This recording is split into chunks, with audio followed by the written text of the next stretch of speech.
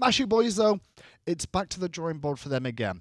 And this is really a tale of these two regions, specifically of Mashubois, Southeast Asia, more new on the blocks in terms of Smite, only really been around the past year or so, not so much before that, whereas Nocturns been around since season 1. They've been to every world championship, and slowly but surely they've got better as a region. Latin America has showed improvement consistently. They've even taken games off ALG. They beat ALG at Worlds. They did. They made MLC Stealth retire. I am excited because I really feel as though this Nocturnes team especially has a whole lot of the capability in order to actually upset by taking a set win over one of our EU or NA teams, and that wouldn't surprise me in the least. Their play has been very impressive so far in this land. Here's the scary thing, because talking to the owner from Nocturns Gaming as well, they are scrim partners with Black Dragons, the Brazilian region. And they said that Black Dragons are generally, they feel like Black Dragons are better than them, is what he was saying. Like, Black Dragons actually play better than Nocturns. The difference is it seems like on the international stage, it's Nocturns that always seems to show up a little bit more so. Bans coming through. Mashubois will ban away the Achilles and the Raven. Definitely not going to give that one away again, that Raven. And the Terror from Nocturns is off the table. Nemesis still available. Anything else that's picking my brain? Janus, maybe? We've seen a couple of Janus bans just lately. I really just want to see Nocturnes stay committed to their AoE control compositions. I think that is by far going to be one of their best ways in order to continue their success. Sure. And I also feel as though Mashubois may be banning away the Kamazoft or the Agni even. For me, the Kama and the Agni play was really sticking out the most for Mashubois. I think that they were just actually having the chance to respond because there's a lot of burst control between those gods. Let's be honest, Mashubois coming into this set were saying they wanted some more early pressure. The problem is that they died twice at the start of the game, lost 2 kills down.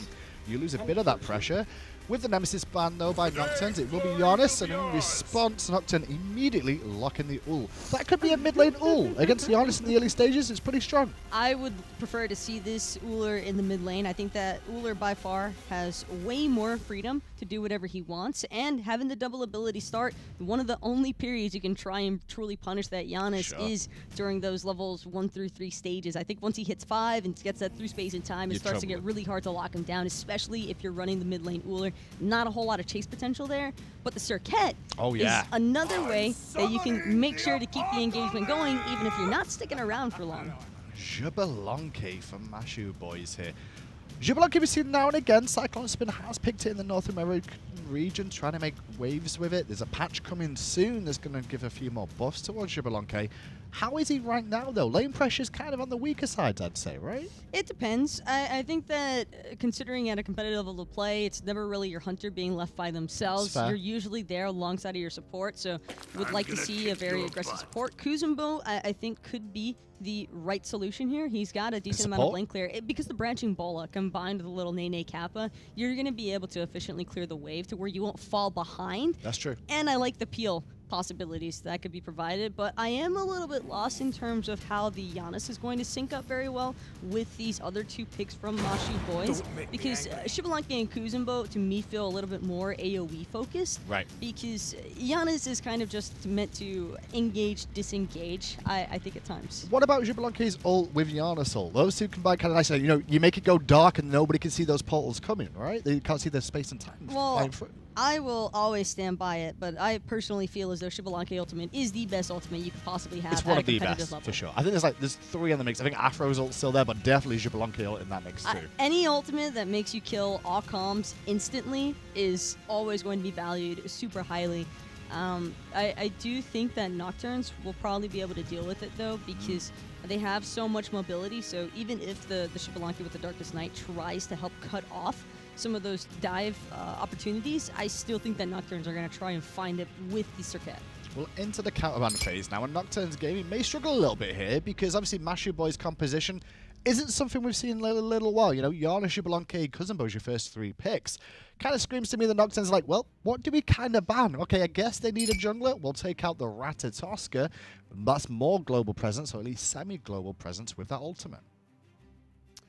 I like that the rat isn't going to be an option, because whenever everything's all dark, that's exactly where a godlike rat could really flourish, because through the cosmos is always a great way to close the gap between yourself and another player. Also, it would probably funnel into, I would like to see Mashubois look for more of a pick burst composition. I think that they have a very nice setup for it as is, and by forcing Nocturns to kind of separate, they could try and look for some coordinated chaos in the team fights. And I think that that would probably bode very well for Mashubois, since it could make them very hard to read. And Nocturns seem like a team that want to be a little bit more disciplined. They want to be more centralized around playing off of each other.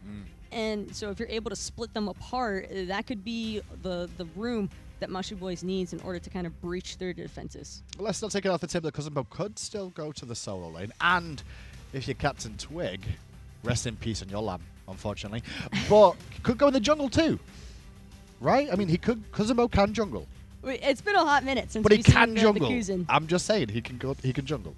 A lot of gods can jungle. That doesn't mean that it's ideal. I think any god can jungle. Any god can be played anywhere. That's probably one of the best parts about Season 5. I think as long as you have a decent group concept behind what you're looking for in your draft, there's a lot of different possible opportunities here. But Nocturne's bringing it all in with the AyAyS. Yeah. AyAyS was almost the reason why they managed to upset E United in Game 1 yesterday. I love seeing this run back. I'm so confused by Mashubois. They came into today saying, hey, we want to go more early game focused. Amaterasu, Xbalanque? That doesn't scream early game to me. That screams we want to go late. We want to drag this one out.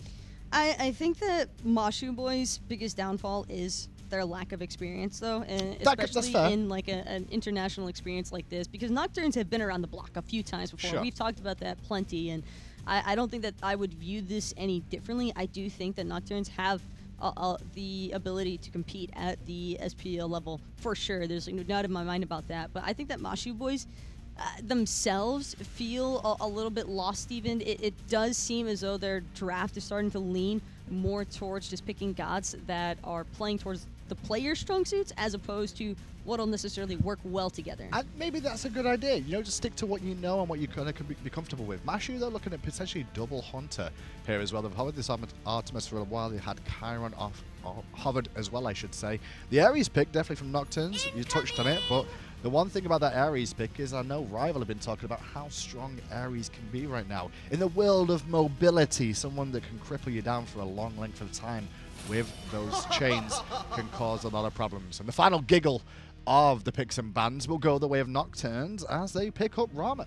It's not even necessarily that AyAyS can cripple you. It's even just showing the presence that can kind of intimidate teams into not wanting to pull objectives, because not only are you taking the objective, but you're also having to worry about being crippled, landed by the chains. I think that Noito isn't going to have any issues whatsoever landing those AyAyS chains based off of his performance from yesterday with the AyAyS. And I think that all around, I really think that Nocturns have a sound draft. Well, let's get into Game 2. Can Mashubois take us to a Game 3, or are Nocturns moving on in the lower bracket? We'll find out.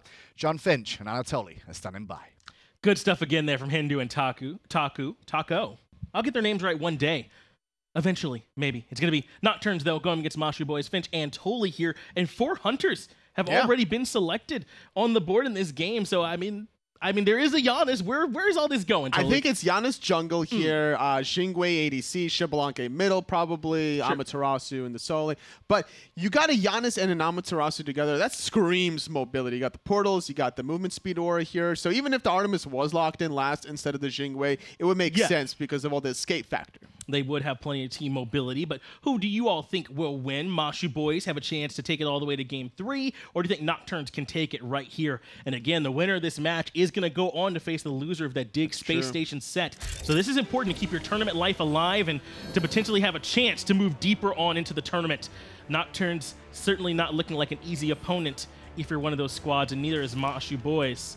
So I'm sure whichever one comes through, it won't be an easy ride. And trying to fight fire with fire, I believe that Nocturne's hand was almost forced with their last pick, Ram, where they kind of Got AderHoulder on the Ullr for the first pick. Like Ullr Serqet, like you were saying here behind the scenes, screams mechanical, just I'm going to outplay you kind of deal. Sure. And in a way that's true for the most part. And then Zaionsix locking in Ram at the very end there. A little surprising. Xbalanque. Jungle. What? It's AyAySiol on the Xbalanque, man. You know what? He does do a ton of damage with his abilities. So, I mean, maybe that's the idea, right? Clear really fast and have the Xbalanque roving around, getting tons of kills and stuff like that. I mean, is that the idea here? It is a little bit here because, well, the thing is, when you use the poison darts, sometimes there could be an awkward way where some of those little guys will absorb some of the darts for the big guys, so you're not getting the full damage. Sure. But if you're getting off the branching bolas, it goes off of the primary target and makes two little split targets. So you're still going to clear a triple camp either way here, but they're going to see He's the going start. with the darts, yeah. Even the ward here from Nocturns Gaming, so they actually will identify where everyone will be coming from Mashubois. And this is, I actually alluded to not this specific moment, but in the past before where it was, I believe, Zeros in the jungle here, playing Xbalanque, playing the Isis in the jungle. He's been known to experiment, so there is some merit to this. Well, Mashubois got out cleared, so Nocturns came over for the potential invade, but they could get it turned around. Minishima with the sprint and the movement speed, able to take first blood for Mashubois. Nocturns may have had a good start last game, but not going to be the case here in game 2. And moving forward here, this is just not something you want to do against a level 1 Amaterasu here. That aura passive, you hit the same target 3 times, it applies the debuff aura, and then all of a sudden, it's just amplified damage on amplified damage. Whether or not you hit those Ares cripple chains, the Amaterasu aura helps the Jingwei just do that much more damage. And that's right, it is Minishima on the Amaterasu over here in the support role. BillHK has over here in the solo lane the Kuzenbo. Also, Seol is playing the jungle. So it's not exactly the traditional picks that you see here from, but they're already making it start early. I mean, Seol was clearing the camps very quickly, and they already have a first blood over in dual lane. Just kind of supporting the Guardian is what you got to do. It doesn't matter if it's Kuzenbo, Sobek, or otherwise. They heavily rely on those blue buffs. Seol really respecting that, making sure that his Guardian Soul Lane are not going to fall behind here to the aggressive warrior coming out of Beltway, which is what he's known to do. He plays a lot of these warriors and plays hyper-aggressive. And something that Bill needs to watch out for is that aggression. He could actually turn that on its head, though, against the Kuzenbo. You have to make sure you're never positioned between the Kuzenbo and his tower, because he's just going to take you on a nice little journey. I believe it was Beltway who experienced that once before when up against the Hercules. You know, you certainly can get pulled back in as Rampage in trouble in the jungle, just barely makes it through the portal. Now Seol putting out some good damage. Unstable Vortex not going to hit, but at the very least is trying to force Smitero and that they're back. They do have Beltway rotating over, though. Great Rotation from Beltway. It's now going to be a 3-on-1. Could be a 3-on-2 soon with Rampage coming right around the corner. They're taking a 50-50 gamble instead of going for the kill, though. AyAySiol goes in to try and contest the buff. It looks like he is able to defend and maintain his life. Now BillHK is here to help out with the punish. Kamiru rather rotates over as well. They find the second kill, and they're able to keep the buff. They needed to go for the kill there. The dash was not available for Seol, so it was so easy to look for another kill opportunity, but instead they went for the gamble. It takes longer to go for the buff anyway, so you might as well look for the kill, force somebody out. So by the time the rotation happens from Bill, by the time the rotation happens from Rampage, and even Kamiru could have made that rotation with that Jing Wei passive. So a little risky from Nocturns Gaming, but when you have a 1-game lead in a best-of-3 set, sometimes you are in the right to make some risks, but not risks like those where you're just giving away lives. It does feel like they're kind of going for like the death blow maybe, right, in that situation. Like what helped them out so much last game, they got off to an early lead with those picks in the jungle, and they helped out Beltway a lot. So maybe coming over trying to get some early picks in the jungle a little bit later was kind of the idea here. Instead, it does not work. They were able to get a kill over in duo, able to survive there in the jungle, and Kamiru's been all over the map. Mashubois doing a good job here in game number 2, just bouncing back, really kind of using the weight of Nocturnes against them. Kind of like one of those jiu-jitsu fighters that waits for a response, trips the leg, throws them on the mat. And Mashubois just kind of casually farming away. They're not the ones invading. It's Nocturns Gaming the whole entire time. It's really just been Mashubois playing very good defense, and it's worked out for them so far. We'll see how well Minishima, Kamiru can keep that going for them in the duo lane, how well Seol can do on this Xbalanque in the jungle, if he can make that work. They are going to come over towards these oracles. They're not up just yet, but they'll be waiting around for them for a chance to grab.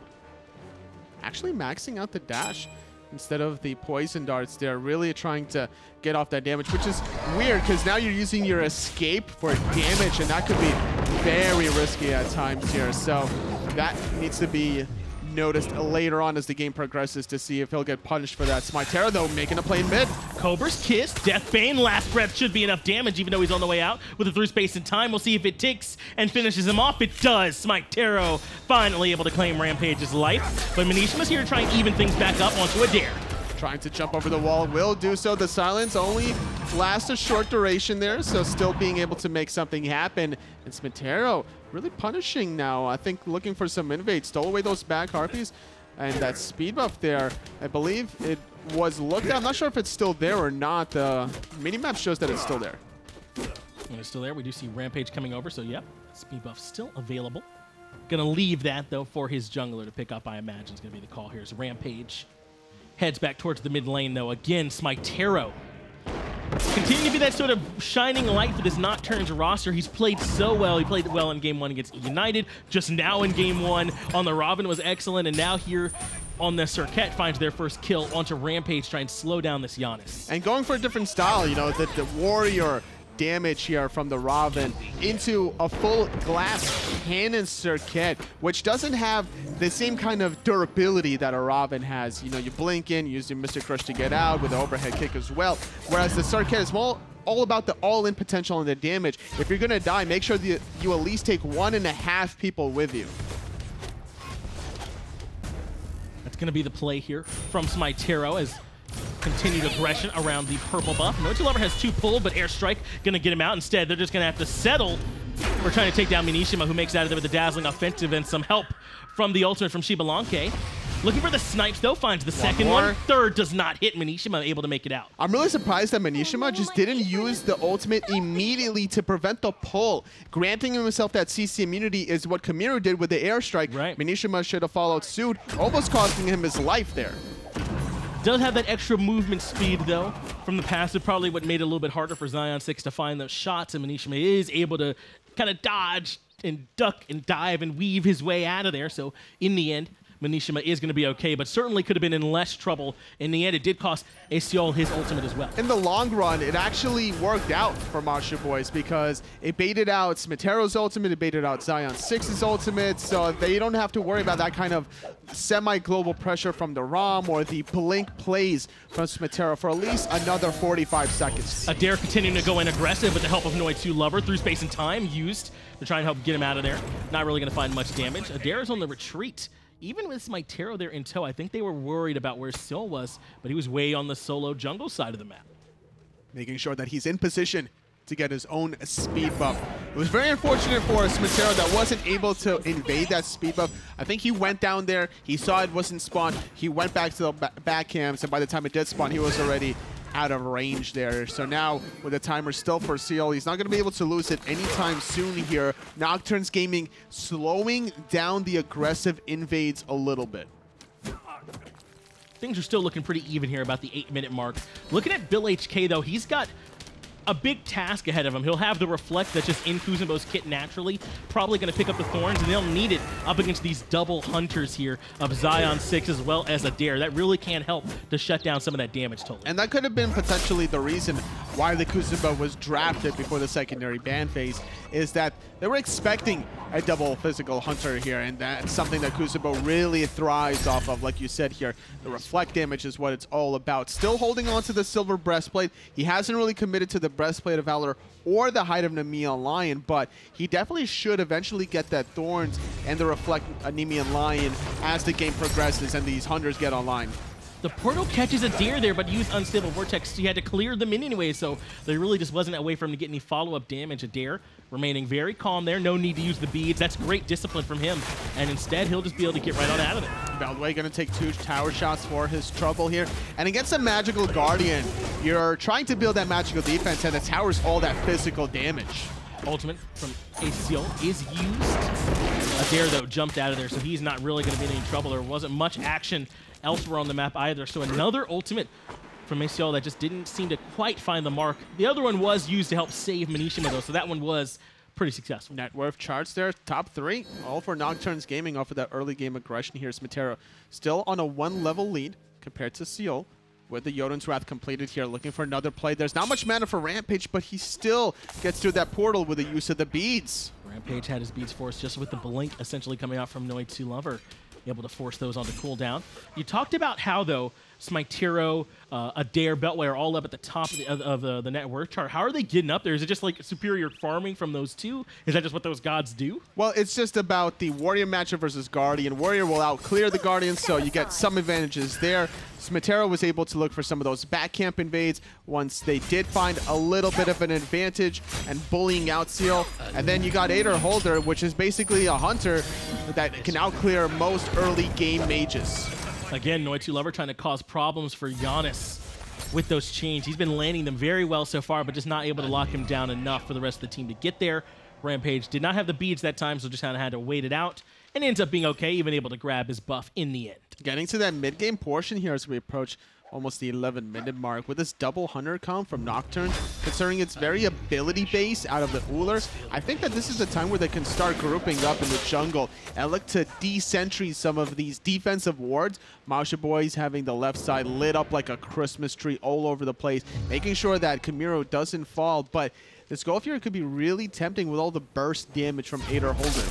Well, you mentioned that they got all those wards across the map. It's the Oracle Chalice coming in from Rampage. Not only do we not see this item as much lately, but certainly not like on the mid laner. So they certainly do have plenty of vision, and it's kind of helped them be a little bit more defensive as Smitero has been lurking in the jungle. So has Noitulover, so it allowed them to avoid some of that. And those two players you mentioned, both having the blink starting off at level 1, makes it more enticing to get that early vision. And it's very cost effective the earlier you get the Chalice of the Work. Right. Once you used 8 of those wards, that's the 400 gold payoff. And any additional wards used after that is just all surplus. Vision going to continue to help them as they move towards the mid lane. AyAySiol on this Xbalanque pick has the Crusher selected here as the second item. I was curious where he was going to go with this Xbalanque build path, because excuse me if I don't have a Xbalanque jungle build path like in recent memory here, Tully. How do you like the path he's taken here so far? With the attack speed that you get from this item, you're able to really amplify some of your damaging abilities. It doesn't work off of the branching bolas, but off of the poison darts and off of the dash. That's where it's really going to matter, that additional tick damage. And I think we saw him leveling Rising Jaguar. What was it, the dash, the last time we were looking at AyAySiol? And that is what he's maxed out here first. So tons of damage that he'll be able to follow up with off that poison darts if he hits it. Then the Crusher passive to help extend that a little bit. AyAySiol really is kind of going all in, willing to give up his escape to get the most damage he can. And the way that ability works is once you poison some targets with your second ability, that Rising Jaguar is going to do amplified damage. Yeah. And upon the early release of Xbalanque, the numbers for that ability specifically were almost unfathomable. I don't remember the exact numbers, but it was pretty powerful. It had to have been toned down, and people forget that that ability does a lot of damage, but people realize, like, oh, he's using this ability for damage. We could just take advantage of him later on. We'll see how well they'll be able to punish it for him. Perhaps this is part of why we see the extra premium placed on Vision. He can feel a little bit more comfortable using his dash aggressively if they've got more vision control of the map. So really, Mashubois, I feel like, overall, have a great game plan here coming into this match. I feel like they've really been playing to those strengths. And considering that Nocturns Gaming actually sentry warded on the bottom left camp, it was Mashubois that needed to contain this vision even more so they were forced to get another sentry ward. They do not want to deny themselves any vision when they're dealing with two aggressive blink gods, Ares and Serqet. You don't want to deal with unexpected abilities coming out of them, so having the sentry vision, very important for the order side here. To check back in with BillHK as well here, Tully, he did elect to go with that hide and main line. I know we were wondering, might he go breastplate? Where do you want to go? It looks like he is looking for that early reflect damage. Not going to help him in the laning phase, though. That tier 1 tower has already been taken. That's very true here. You really want to get that 20% cooldown reduction from Breastplate of Valor to at least spam some of your Nene Kappas. Make sure that you constantly look for some of the dashes as well under the tower. But the Thorns reflect damage. Beltway uses abilities. He doesn't really hit you that hard with basic attacks as opposed to a Hunter in the mid to late game. So this could have been a different timing. I love this from SmiteVOD, though. The Kuzenbo was there, but he walked right past it. His plan was to go steal that blue buff and continue to keep BillHK down. No need to overinvest in trying to find a pick. Get your kill, get the buff invade and leave. Noitulover commits the blink, can't find the change though, and Rampage is right out of there. Good escape from the Janus, but going back to what you were talking about with ignoring BillHK, there's always a time and a place to evaluate, is it more valuable to go for a god or the buff here? In the case of the blue buff versus BillHK, definitely blue buff. A level 12 Kuzenbo that has Height of Namir, you're never going to kill him, so what's the point? But earlier on in the game, about 10 minutes ago, where it was Xaiol defending his own speed buff, that should have been the trigger for Nocturns Gaming to go in the Xbalanque that already invested the use of the Rising Jaguar. So a missed opportunity from Nocturns earlier on, but at least fixing that up here at the 15-minute mark. That's the call you got to make sometimes on these, not just on buff invades, but on objectives, on towers, you know, being able to recognize when it's better to try and completely burn the objective or switch target focuses over to some of, or to the gods and go for the burn strat. So far, Nocturnes has been close on that. We'll see if they can clean up a little bit as they have built up a lead for themselves here in this game. 2,000 gold, 3,300 experience. Not as much as it was in the last game. They haven't been able to really demolish many towers outside of that tier 1 solo tower, which is to be expected eventually, a Warrior versus Guardian matchup. But here, no Gold Furies either in game number 2 here. Nocturns Gaming really slowing down the pacing of this game, wanting to make sure that everyone's at their comfort zone before forcing the team fights. I know you're saying it's Nocturns, but I don't know. I feel like it's Mashubois. Nocturns were looking for the buff invades early, and Mashubois was continually there to respond to them. They've warded up the map as well. I don't know if Nocturns have slowed down so much as Mashubois have put on the brakes. And in this game, I feel like they've done a good job giving themselves good footing. The only problem, though, is BillHK has fallen a good bit behind Beltway.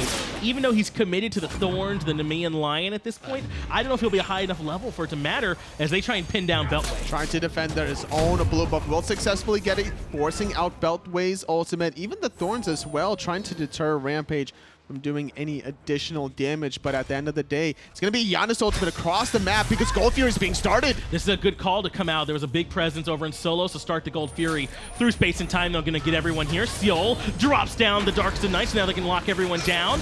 Good damage on Noitulover, but Xaiol on the backside gets caught out by SmiteVOD, who's forced to retreat, looking for the snipe to Zaionsix. He finds the shot. AyAySiol is down. Just waiting out the Aegis, very patient with Zaionsix. You can Aegis out that last breath, but the snipes from Zaionsix are unavoidable for that only 2-second duration. So even immediately after finding the one pick, Nocturns Gaming not going to go back to the Gold Fury. They're going to go to that tier 1 middle tower. It's a lot easier to demolish. You still get that 500 gold, and hey, look what's waiting on the right side, this Pyromancer. And just when you were saying maybe Nocturnes are slowing it down, maybe it was Mashubois, who was it? Nocturnes step on the gas, and this time Mashubois can't answer Pyromancer and a kill, all go their way. They force the engagement from Mashubois on solo, take the Gold Fury, can't get the objective, but they do get the fight. I was going to say that Nocturns Gaming could be a little bit worried about all the mobility coming from Mashubois between this Janus and Amaterasu, but when you're that far on the right side of the map, even the Janus ultimate is not going to create that many portals to get to the left side. So that was a great opportunity for Nocturns Gaming to create some chaos, get Xaiol out of position a little bit, get an early death on him, and he hasn't been really able to get many stacks here on the Xbalanque jungle quite yet. I haven't quite seen the impact of this one as opposed to maybe a more traditional jungler, but at least not too far behind SmiteVOD, who we talked about early on. SmiteVOD was building damage, but he's transitioned now, getting a little bit more defensive for himself. Looks like he's got the Void Shield going, even potentially working into a cloak to try and give himself some extra protections as well. The Void Shield going to be important for Beltway to do additional damage as well. That solo jungle combination here. Beltway will successfully steal away this blue buff this time around. That ultimate from Belt not enough to find that in-between damage here, considering it ticks a couple times. SmiteVOD forced out. Rampage is going to be okay. Had to use through space and time and the ultimate from AyAySiol, the Darkston Knights, to get it done. He's also very low, and Adair is lurking. Knows a hail of arrows could certainly stop him. Axe, bladed arrow, hail of arrows, auto attack, gets it done. Rampage back to base. The damage from this Ullr, just too much. I was like, where's the beads? Use the beads. As soon as you get stunned from Ullr around the corner, you gotta get out of there. The full combo from a level 17 Ullr, you gotta respect it. There's so much physical power between Transcendence, and then you get the crush pressure for additional ability damage here. This level 15 Janus that only has 62 Warlock stab stacks is not enough to survive. Gold Fury going to go the way of Nocturns Gaming. Mashubois can't get there in time, and now the chains are coming, and no CC immunity for minishima. Right back into the damage from Adair. They blow him up. Kamiru going to be the next one on the chopping block, forced to use airstrike defensively. Gold Fury and 2 kills all going the way of Nocturns. Nocturnes starting to put the pedal to the metal, and that's what they're going to do on the left side as well as they try to get this tier 1 tower. It's only Kamiru that's waiting at the tier 2 line here. Can't go any far forward than that. And with Beltway right around the corner, there's 4 strong Nocturnes members. I think this tier 2 tower is not going to stand for long. Yeah, Kamiru's going to be hard-pressed to defend this one by himself. Tier 2 tower already at half health. He does have Rampage now to help clear some minions. Darkest of Nights coming out from Seoul, but the tower's done. What about the fight? Portal heals Beltway, but he just turns around and looks for the fight with the thorns ticking. Kamiru already forced to use the Aegis, but Smite Tarot chases him and puts him down with the shots as Zaionsix forces AyAySiol back. Nocturns Gaming cannot be deterred. The shell was just a little bit too late to save the life of the Hunter, and with a tier 2 tower gone as well, Nocturns Gaming really stepping up the early pacing of this game to have full blown out control here. And we always kind of praise of these two international teams between Nocturns Gaming and Black Dragons, like which one is the better one in terms of being able to compete against North America and Europe, and we always kind of gave it to Black Dragons because they just had the sheer international experience. But Nocturns Gaming definitely surprised us all yesterday with almost winning against E United. Well, I mean, they certainly got some experience themselves on this squad. I mean, Beltway, Smite Tarot, these are names that we've heard before, so they're showing up here now in this game. We've seen them in the Global Series all this time leading up to now, and finally, when they're on this stage at the LAN, they're putting the pedal to the metal, as you said so eloquently. AyAySiol knocked up and brought down. Adair finds the last hit. Killing spree for the mid laner for Nocturns Gaming. They already took the tier 2 in duo, and I think they want a Fire Giant to add to their collection. The only 2 frontliners were watching from a distance as their Xbalanque jungle fell to the grave here. Nocturne securing the Fire Giant at 21 minutes.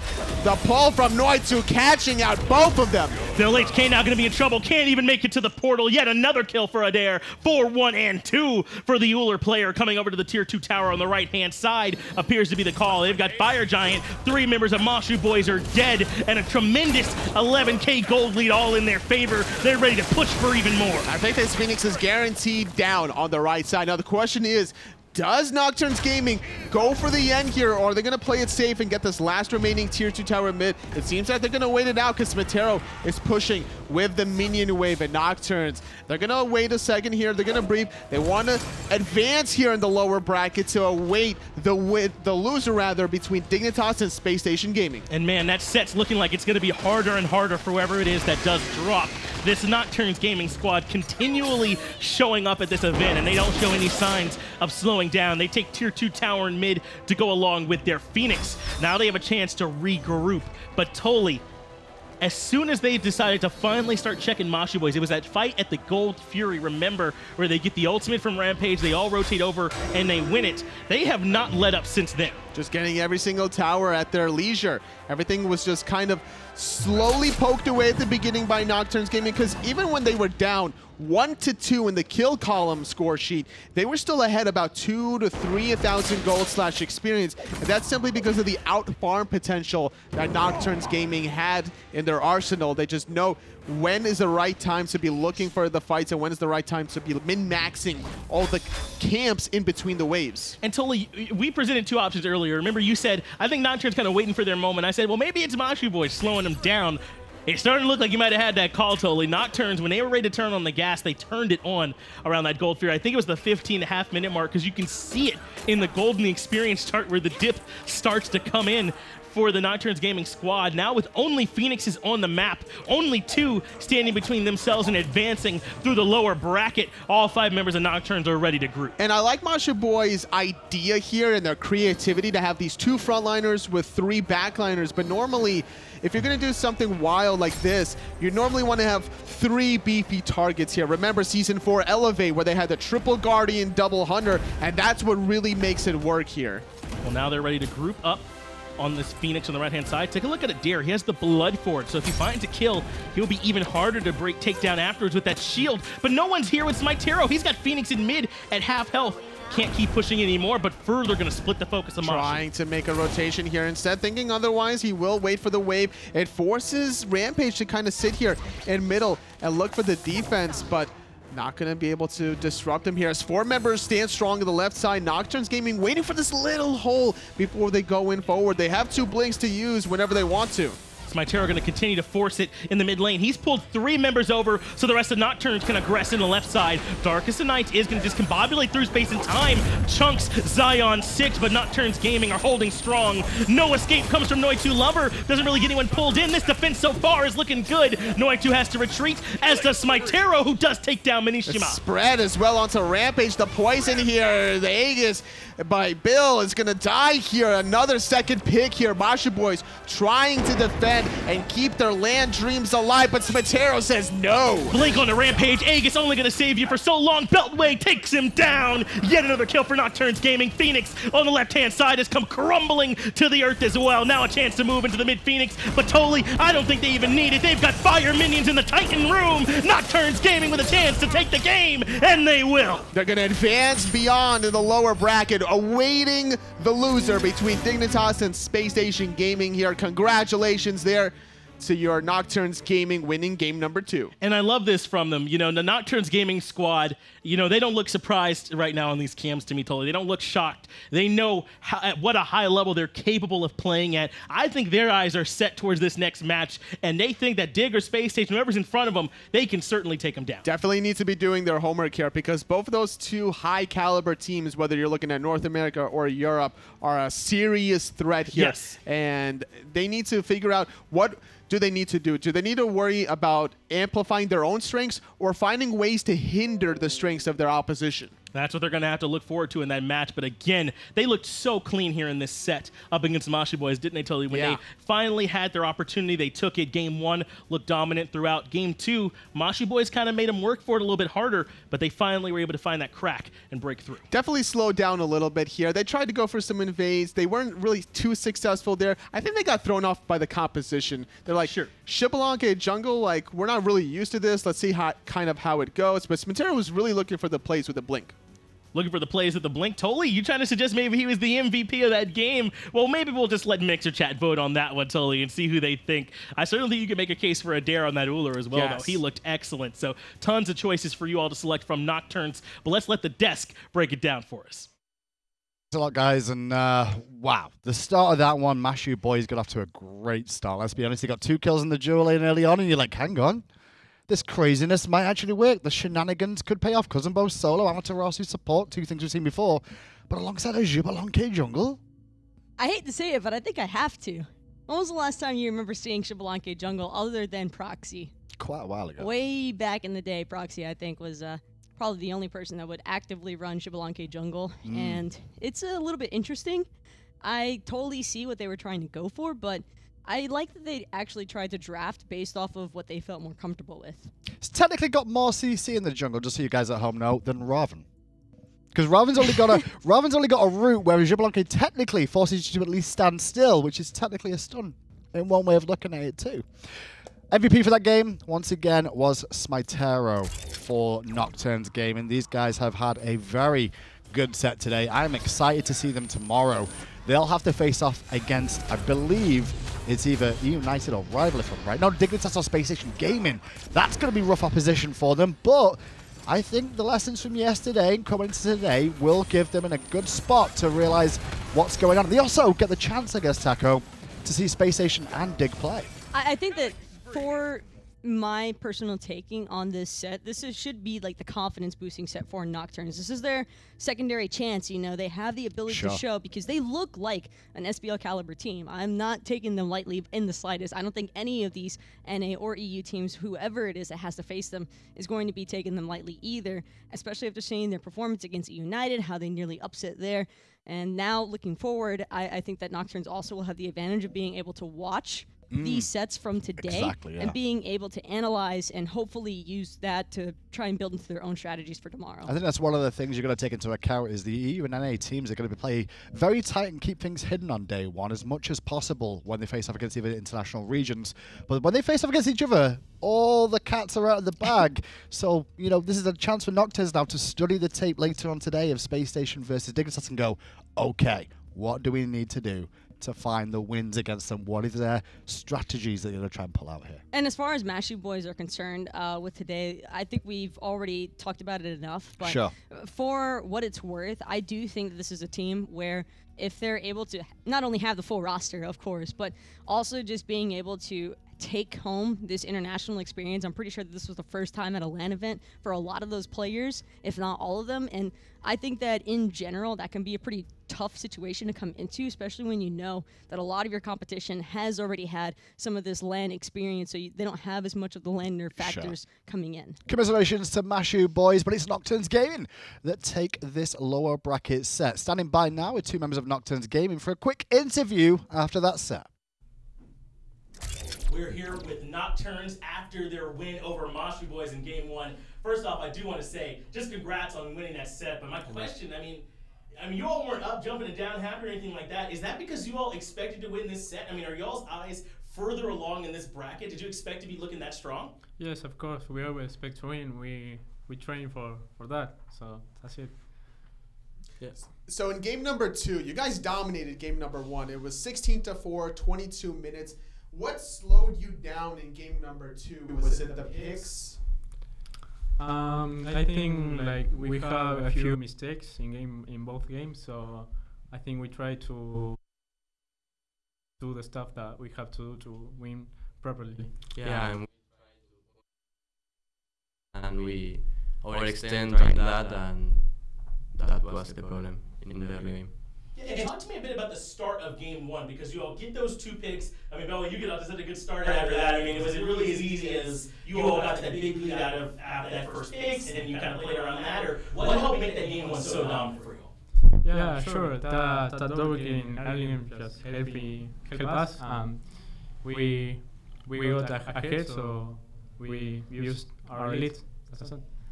So moving forward from this set, you guys are waiting for the loser of Dignitas versus Space Station Gaming. First question is, who would you rather face? And secondly, how are you going to prepare? Yes, in my case, I prefer to play against Dignitas because I want to play against a Europe team in this tournament. And we have been practicing a lot, and we have our comms, our strategies, and we are going to play that.